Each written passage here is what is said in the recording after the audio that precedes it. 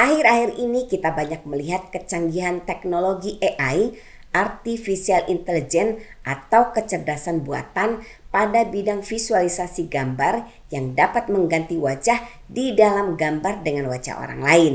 Nah, perkembangan teknologi ini tentu sangat baik selama tidak dipergunakan secara melawan hukum. Nah, kita tahu bahwa banyak sekali konten media iklan yang dengan bebas menggunakan fitur AI di mana pembuat iklan mengganti wajah deepfake orang lain tanpa izin untuk memperoleh keuntungan melalui media iklan yang dibuat. Tentu ini menjadi tantangan baru di tengah kemajuan teknologi.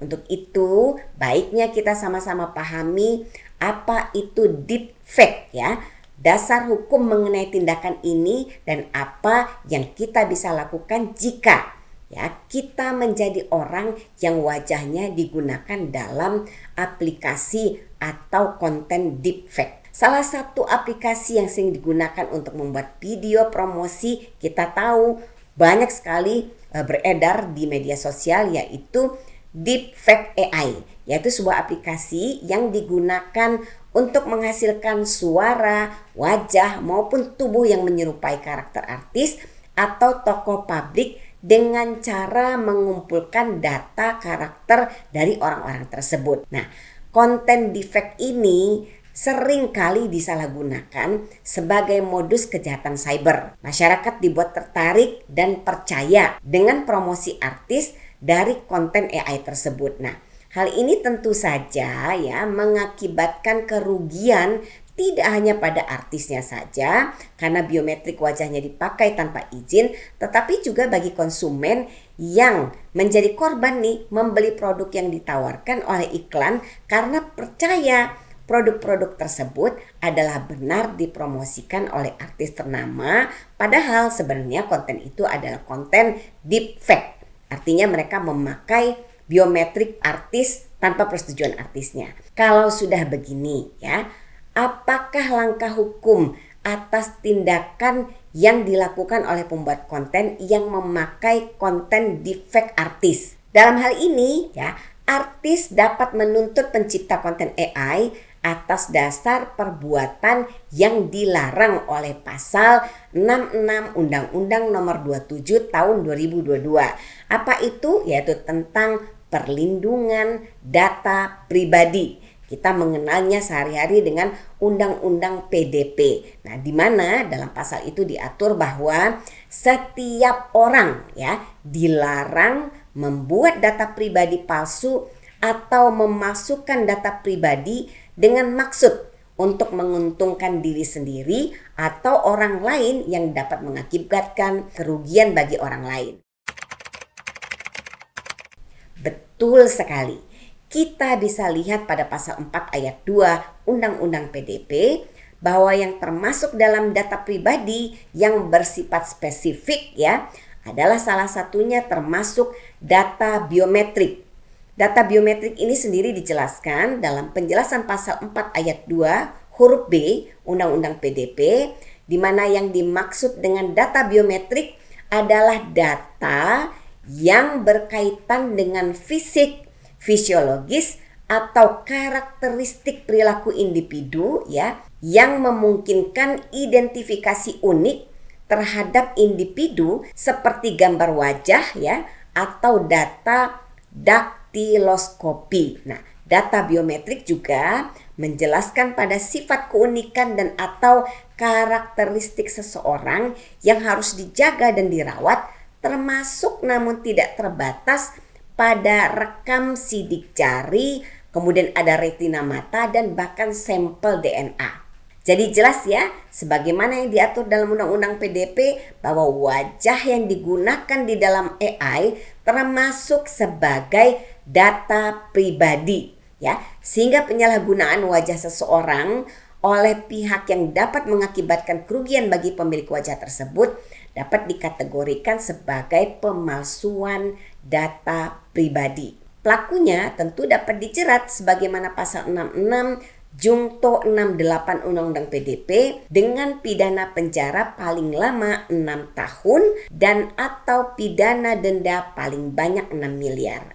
Nah, tindakan deepfake ini juga bertentangan dengan ketentuan pasal 35 Undang-Undang ITE, di mana setiap orang dengan sengaja ya dan tanpa hak atau melawan hukum melakukan manipulasi, penciptaan, perubahan, penghilangan, pengerusakan informasi elektronik dan atau dokumen elektronik dengan tujuan ya agar informasi elektronik dan atau dokumen elektronik tersebut dianggap seolah-olah adalah data otentik.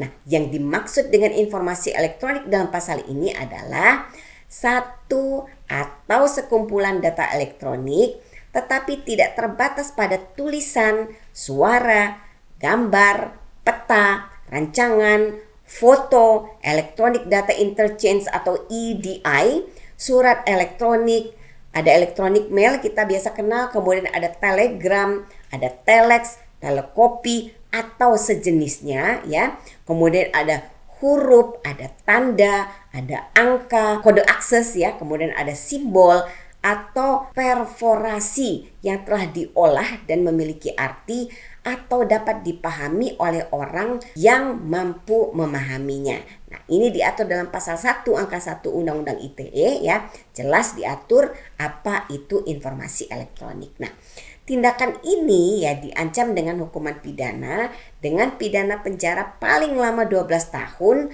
atau denda paling banyak 12 miliar rupiah.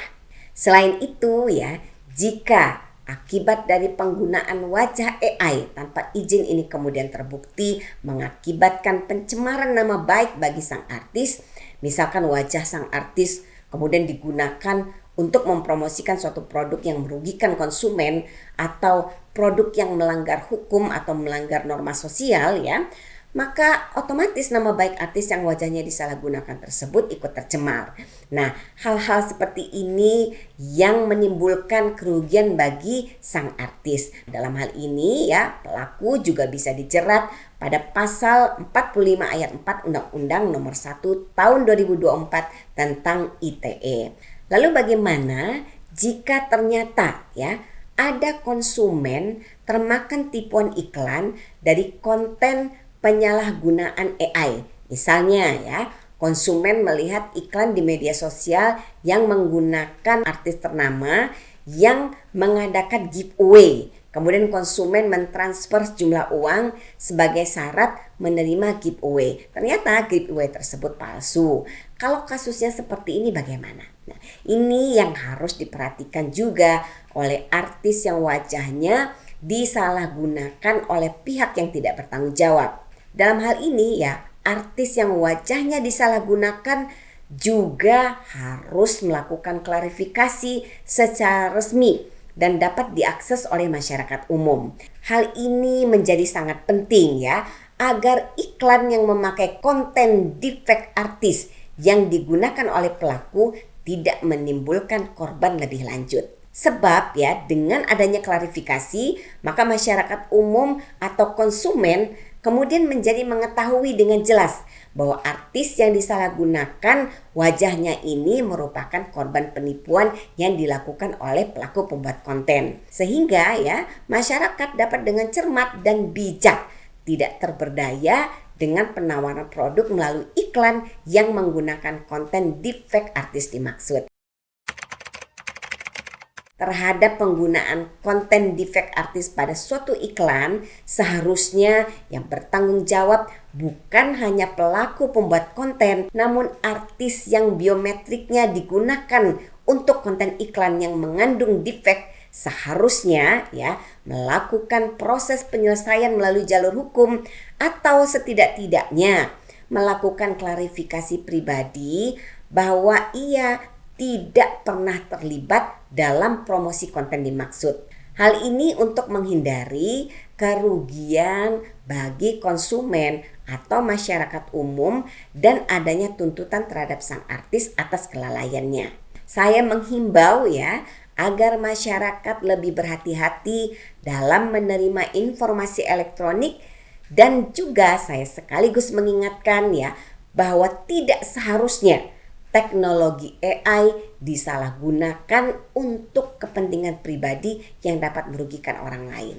Hukum kita sudah jelas mengatur bahwa terhadap pelaku yang dengan sengaja menggunakan konten defect artis yang kemudian menimbulkan kerugian untuk konsumen, tentu harus mempertanggungjawabkan perbuatannya di mata hukum.